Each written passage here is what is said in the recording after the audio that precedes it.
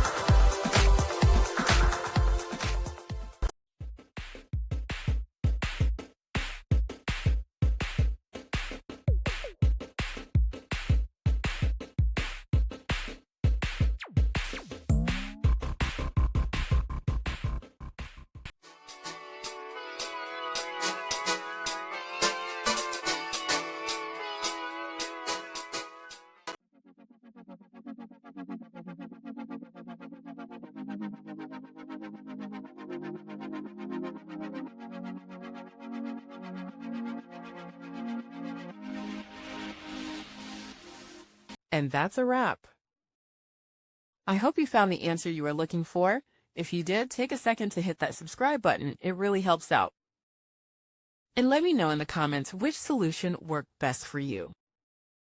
See you next time in the debug zone.